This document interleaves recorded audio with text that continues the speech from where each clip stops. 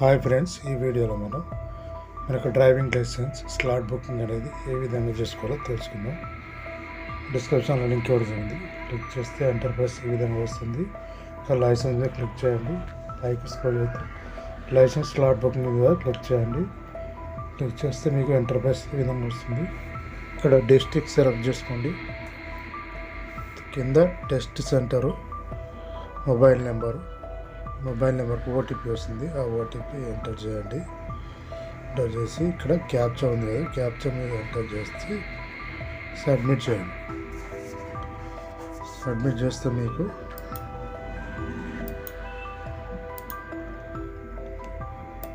Enterprise మీకు calendar అనేది రావడం జరుగుతుంది. ఇక్కడ మీరు క్యాలెండర్లో ఈ మంత్లో డేట్ సెలెక్ట్ చేసుకుని ఇక్కడ టైం సెలెక్ట్ చేసుకోండి. రైట్ సైడ్లో టైం సెలెక్ట్ చేసుకున్న తర్వాత మనకి ఇక్కడ డిస్ప్లే ఉంది కదా, ఇక్కడ డిస్ప్లే నేమ్ ఆఫ్ లైసెన్స్ ఉంది కదా, లర్నింగ్ లైసెన్స్ అని ఎంటర్ చేయాలి.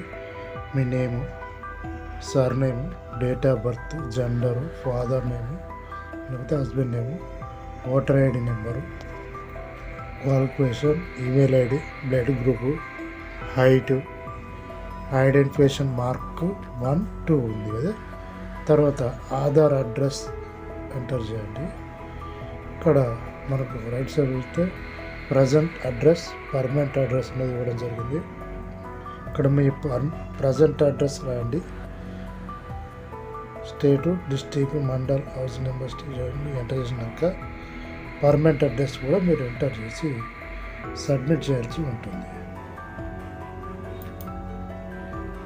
సబ్మిట్ చేస్తే మీకు ఇక్కడ నెక్స్ట్ పేజ్ అని ఇక్కడ కింద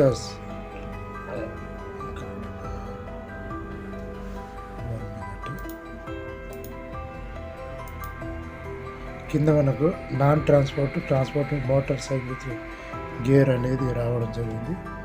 క్లిక్ చేస్తే ఎంటర్ప్రైజ్ ఈ విధంగా వస్తుంది. మనకి అమౌంట్ అనేది మనకు డిస్ప్లే అయింది.